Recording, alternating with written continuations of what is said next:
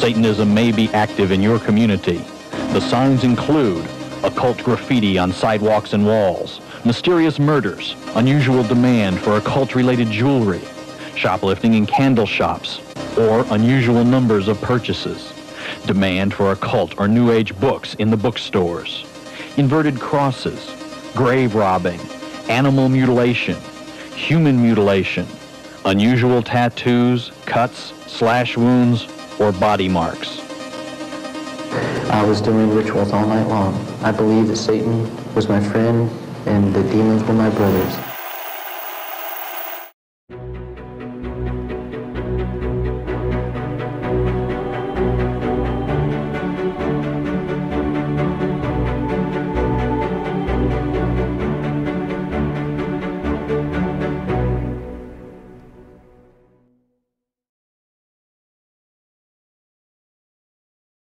In 1972, in the heart of Oklahoma, Vonda was a determined 19-year-old single mom. She was working hard to create a brighter future for herself and her son, Sean. A mother and a bride at only 16, she always had the solid support of her family to count on, even after her divorce. Her parents and step-parents were always there, pitching in to help with Sean. It was during this rebuilding period that Vonda met Lee, an Army vet with a life on the road as a trucker. She decided to join him as his driving partner, not just for work, but to save up for their own home. While they traveled across the country, Sean was in the loving hands of his grandparents. Even with the frequent changes and his mom's absence, Sean stayed on the straight and narrow, keeping up his grades in middle school. Babysitters would sometimes step in to take care of Sean when his grandparents needed a break. It was during one of these babysitting sessions that Sean was introduced to the Satanic Bible, a curious encounter for an 8-year-old. By the time he hit 13, Sean was fully immersed in the world of Dungeons & Dragons. As he played the role of a soothsayer, the voices he heard during the game seemed to be a natural extension of his role-playing. His fascination with all things mystical led him to explore books about dragons, wizards, and demons, which he conveniently borrowed from the local library. These tales of magic and power had him spellbound, and soon enough, Sean took on the coveted role of Dungeon Master. As the DM, he orchestrated epic adventures, determined outcomes, and wielded authority over the game's very reality. In this fantastical realm, Sean found a sense of control and authority that eluded him in his everyday life. Vonda thought Sean was way too into D&D and thought a change of scenery would do him good, so she sent him to church camp for the summer. That's where he met Jennifer, and they clicked right away. Sean even found himself praying for her affection, and it seemed to work. They hit it off. But just as things were looking up, Sean's parents decided to move to Colorado for work, and he had to say goodbye to Jennifer. The church, once a place of comfort, now reminded him of what he'd lost. In Colorado, Sean's misery drove him to a dark place, and he contemplated ending things. But the voices, the same ones that had guided him through countless D&D campaigns, urged him against it. Left alone for hours by his hard-working parents, Sean soon returned to the fantasy world of D&D. Dungeons & Dragons became his sanctuary, a realm where he could exert control and escape life's cruelties. His love for Dungeons & Dragons quickly caught on with a new circle of friends. Since his parents were often traveling for work, Sean's place became the go-to spot. It was cool, they'd hang out, play D&D, and just be themselves. Sean's stash of mystical books wasn't just for show. He'd tell his friends they'd get more out of D&D if they checked out the lore. It's all part of the game, he'd say. In Colorado's underground scene, Sean found a community that embraced the taboo and mystical. The satanic rituals he explored were less about rebellion and more about seeking a connection with a higher power. Satanism, as a philosophical stance, views morals and values as subjective constructs shaped by humanity.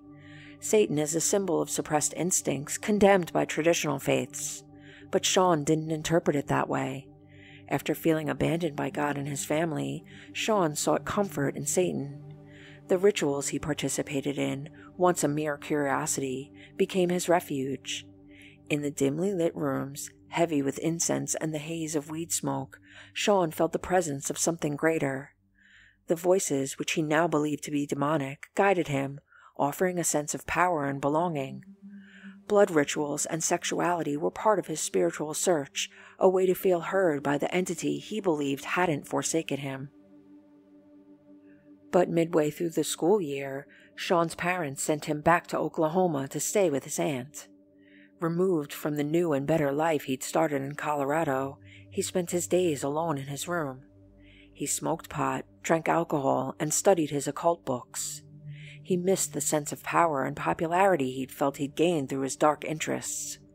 The voices that had once been a source of strength now seemed like distant memories, and Sean longed to reclaim the status he believed Satan had given him.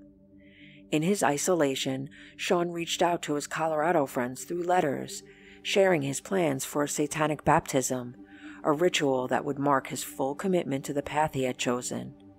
He believed that Satan wanted him in Colorado, where he could grow his influence. To ensure his return, Sean played the role of the good, obedient son so that his parents would allow him to go back there for the summer. Shortly after Sean's arrival back in Colorado, the satanic baptism took place. They chose an abandoned building for their secret ceremony, a place where they could freely invoke the dark forces. Sean set the stage for their ritual. He spread a black cloth on the altar and arranged candles to cast a soft glow. The goblet and ornate knife lay ready for the ceremony. Wearing a black robe with a hood, Sean stood solemnly as he and his friends recited their oaths to the devil. Together they completed the ritual by drinking blood, each sip a testament to their sinister pact. Night after night, Sean and his friends kept up their secret gatherings. They'd invite other teens over to share in the rituals, offering them drugs and a chance to join in on their wild nights. For 3 intense weeks, Sean lived in this world, fully absorbed by the rituals and sense of belonging they gave him. With each passing day, the thought of going back to Oklahoma weighed heavier on him, knowing he'd have to leave this behind. On his last night in Colorado, Sean made the ultimate commitment to the path he had chosen. In a final act of devotion, he signed his name in blood, believing he was selling his soul to the devil. As fate would have it, the family eventually settled back in Colorado. In Sean's mind, this wasn't just a coincidence. He believed it was the universe validating the shadowy agreement he'd committed to. To him, selling his soul had not only been a cry for belonging, but also a desperate bid to steer his life's course, and now it seemed like his wish had been granted. Sean made a silent vow to shield himself from the pain of his parents' actions. He grew tired of moving so often. They were always chasing more money and this better life they always talked about. That's when he decided to take control.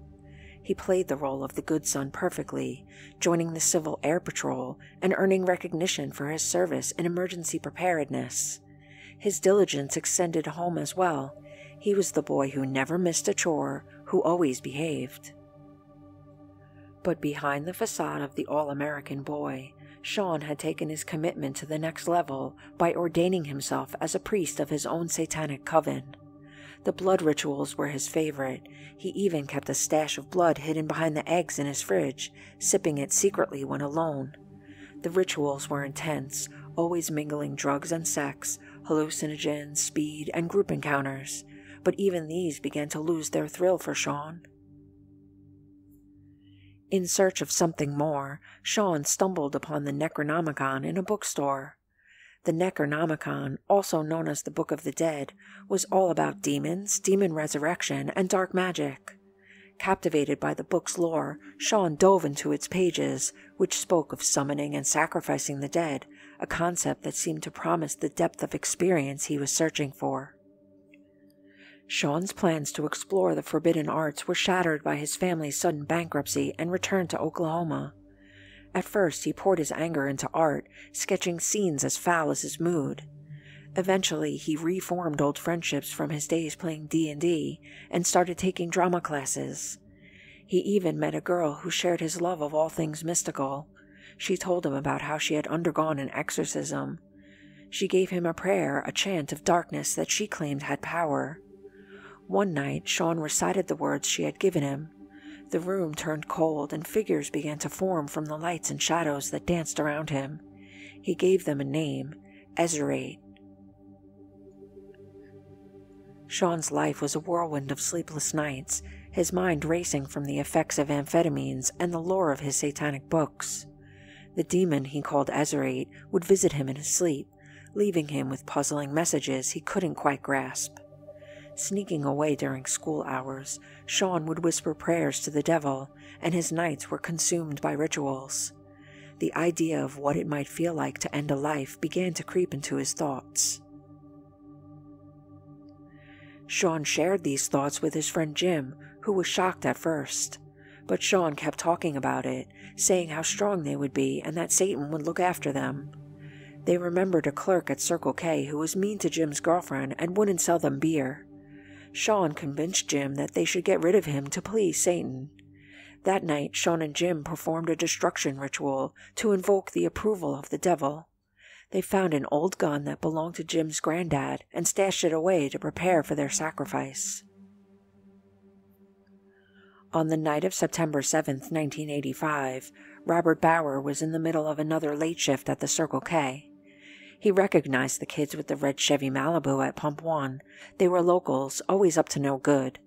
He had already told them he wasn't going to sell them beer, and he was in no mood to deal with them or their loud, annoying girlfriends. When Jim and Sean entered the store, they didn't ask for beer. Instead, they exchanged a look that sent a chill down Robert's spine. The last thing that Robert saw that night was the flash from a barrel of a gun. As the first light of day touched the town, Jim and Sean disposed of their grim evidence. They meticulously cleaned the gun and buried the shell casings, believing they were under satanic protection. The town buzzed with rumors of the Circle K incident, a supposed robbery turned deadly. Yet the absence of missing cash from the register or the clerk's wallet painted a different picture for the investigators. It was a deliberate act, a cold and calculated execution. Unbeknownst to the detectives, the key to solving this case would only emerge after another tragedy struck. In the days that followed, Sean's psyche spiraled into chaos. The rush of amphetamines carried him through the days, while at night, marijuana lulled him into a restless sleep.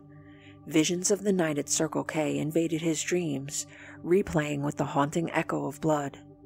Gaps in his memory grew larger, swallowing whole periods of time.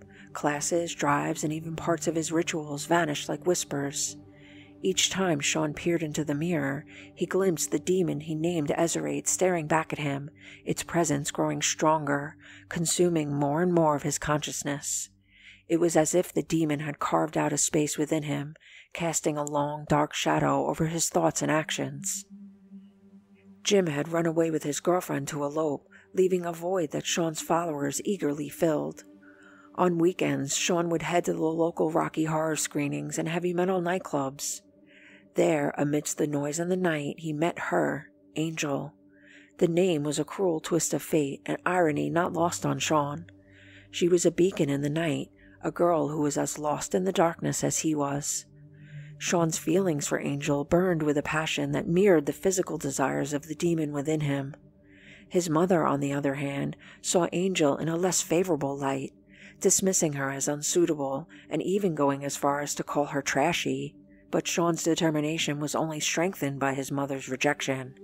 He and Ezurate were united in their determination.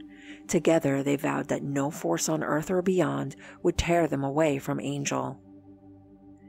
Satanism has caused me to explore the depths of my mind, to ask questions of religion and society and find the truth by asking why. For my beliefs, I have been said to be dangerously crazy and confused. Why? At last I see my thoughts clearly. I am free. I can kill without remorse, and I feel no regret or sorrow. Mrs. Bradshaw had always believed in the good within each child, but as she read Sean's essay, a chill ran down her spine. With a heavy heart, she picked up the phone and dialed Sean's mother. "I think you need to see this," she said. 2 days later, on March 4th, Sean's mother sat at the kitchen table, the essay laid out in front of her like an accusation.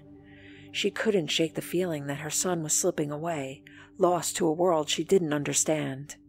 In the quiet of the early morning, she wrote a letter to Sean, her words flowing more easily on paper. My dearest and most precious son, I love you so very much, and would give my life for you without a second thought. Later that day, she called her father, her voice trembling as she spoke. Daddy, there's something wrong with Sean. When Sandy woke up, she was a little surprised to hear Sean's voice coming from the other room. Jim's friend was an unexpected overnight guest.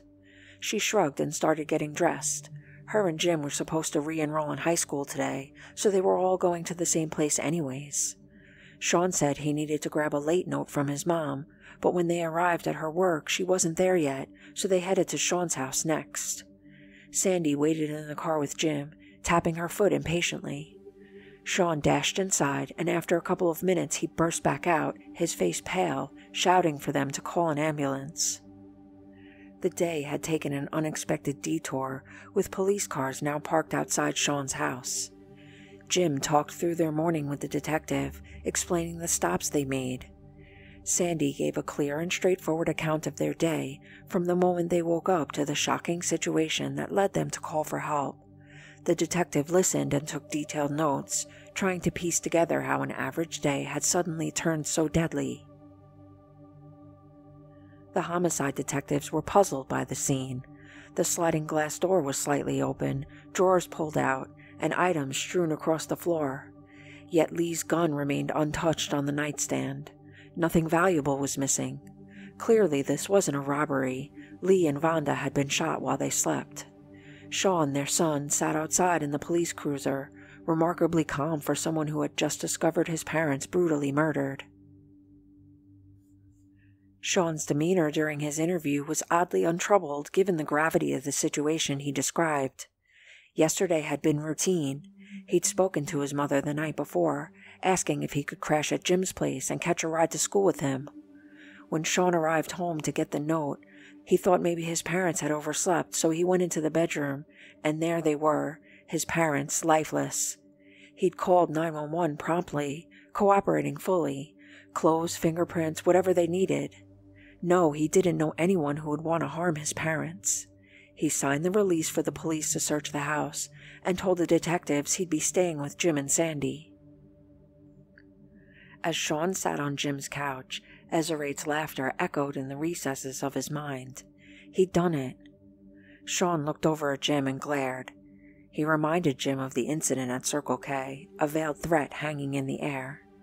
Jim was now entangled in this, too, and silence was the only option. As Sean's words sank in, Jim's thoughts turned to the gun Sean had given him, a dangerous secret hidden away in the apartment's air vent, wrapped in a towel. The weight of the situation made Jim's stomach turn. Sean assured him that as long as Jim kept quiet, everything would be fine. The detectives' investigation took a new twist the next day when the school principal rang them. Turns out they'd found an essay in Sean's locker, dark and downright disturbing. The drama teacher remembered Sean muttering something about how life would be better if his parents just vanished. And there were whispers around town, Sean's name tied to that Circle K murder. Sean hadn't even bothered calling any other family members after the tragedy. When the police had informed Sean's grandfather of his daughter's death, he recalled the phone call from her. He told the detectives about how Vonda had called him frantic, saying something was seriously off with her son. With all these puzzle pieces falling into place, the detectives knew they had to question Sean and Jim again. When the detectives grilled Jim in the interrogation room, the truth began to unravel. Jim, scared for his life, revealed everything Sean had said to him. The cops found the gun tossed in the trash at Jim's apartment and took it into evidence. When asked about the Circle K incident, Jim admitted to being there, but denied any active involvement. Sean had stolen his grandfather's gun, and Jim claimed he had only returned the stolen gun to its original location. Jim was charged with 1 count of first-degree murder, and Sean was swiftly arrested. Sean was charged with 3 counts of first-degree murder. His reaction was chilling, a smile, small and cold. Jim, after agreeing to a plea deal, received a 5-year deferred sentence in exchange for his testimony against Sean. He maintained that he had no direct involvement in the Circle K incident, insisting that he was in the car at the time the crime took place. This agreement played a crucial role in the case, as Jim's testimony could potentially shift the outcome of Sean's trial. Sean's defense team did everything they could to keep him in the juvenile system, hoping for a chance at rehabilitation through intensive psychological help, but the court decided otherwise. Sean would be tried as an adult, which meant he was up against the most severe punishment possible, the death penalty. At Sean's trial, the prosecution chose to minimize his involvement in Satanism. They focused on the fact that he killed Robert Bauer as a sort of test run before murdering his own parents. The defense, on the other hand, tried to spin Sean's satanic ties to their advantage. They claimed his demonic possession by the demon Ezurate was to blame. To support their argument, they brought in witnesses who linked Sean's initial interest in Dungeons & Dragons to his later involvement in Satanism. One such witness was Patricia Pulling, founder of the group Bad, Bothered About Dungeons & Dragons, who argued that D&D encouraged devil worship. Despite these efforts, the jury remained unconvinced. Sean was found guilty on all 3 counts and sentenced to death. His sentence marked a grim milestone. Since the death penalty was reinstated in the U.S. in 1976, Sean was the first person to receive the death penalty for crimes committed while under the age of 17. Now on death row, Sean claimed to have converted to Christianity. He would seek clemency for his sentence. He emphasized his youth at the time of the crime. He contrasted his current Christian faith with his former satanic beliefs. Perhaps redemption was possible, he suggested, even for someone who had once danced with the devil. He also claimed to suffer from dissociative identity disorder and a traumatic brain injury as a child. His legal team argued that this untreated mental illness may have played a role in the tragic events that unfolded years ago. As the clock ticked down, Sean Sellers fought for his life, weaving together threads of faith, youth, and mental anguish in a desperate plea for mercy. While in prison, Sean would write an autobiography of sorts. It was published by a megachurch in Oklahoma called Victory Church. They described Sean as a dedicated Christian who had found forgiveness for his past. In his book, Sean aims to alert parents to the dangers lurking in the shadows. He portrays himself as someone who's been there and wants to prevent others from falling into Satan's trap. He outlines the signs that parents can use to spot involvement in Satanism, including specific symbols and talismans. He interprets the peace sign as an upside-down cross, a symbol of the devil. Tarot cards, crystals, and runes, in his opinion, are tied to sun worship and idolatry, conflicting with the Christian monotheistic views. He points out that obelisks are phallic symbols, and he says the all-seeing eye is a representation of Lucifer's watchful gaze. He notes the presence of these symbols on U.S. currency and national monuments, but dismisses the suggestion that they stem from occult influence, convinced by his belief that America should be a strictly Christian nation. While Sean Sellers awaited his fate on death row, he became a prominent figure in the media. He was featured in a memorable segment on Geraldo, where the focus was on the controversial topic of Satanism. Documentaries exploring Satanism would include interviews with Sean, lending credibility to the hysterical fears of the Satanic Panic. In these discussions, he portrayed himself as an ordinary young man who had fallen under the influences of unseen evil forces. This is a follow-up to last month's special. Why are kids attracted to this stuff? How can they commit these heinous acts? What can be done to prevent them from doing it? From prison via satellite, young satanic killers, their tragic stories are the focus of this special edition of Geraldo.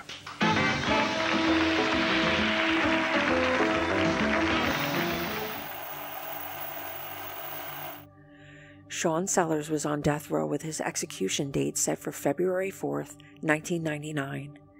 In a last-minute effort to save his life, he filed 2 appeals shortly before his scheduled execution.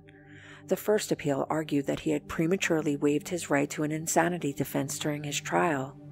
The second appeal claimed that executing him would violate his civil rights. He would write in his journal, "People, for one moment, get your eyes off my own sins and look at your own. You want to harp on something that happened 13 years ago. I repented of those sins 13 years ago, soon after they happened, and I've been serving God ever since. Don't look at my sin and think yourself clean. Look at God." Both of Sean's appeals were denied, and Sean was executed on schedule. Since the death penalty was reinstated in the U.S. in 1976, Sean Sellers is the only individual to be executed for a crime carried out before turning 17. However, a subsequent U.S. Supreme Court decision in 2005 has since deemed it unconstitutional to execute anyone for crimes they committed while still under the age of 18. Sean Sellers claims to have embraced Christianity even before his trial.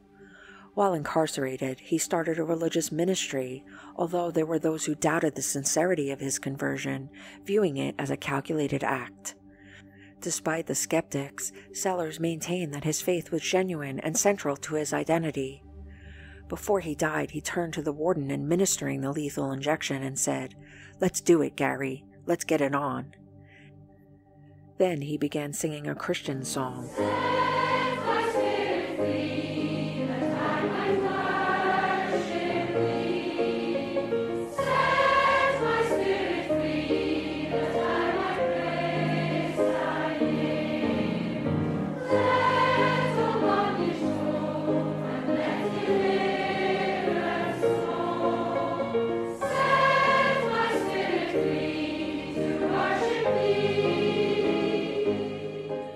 Those were his last words. Sean based his appeals on his conversion to Christianity. Do you believe that Satanism, or any other belief system, should be considered a mitigating factor in criminal behavior? Should claims of finding faith be considered legitimate grounds for reducing criminal sentences? Share your thoughts with us in the comments. As always, you can get more involved by subscribing and discussing the cases in the comments. Thank you for watching, and join us in the next video so we can explore another story hidden within the wrinkles in crime.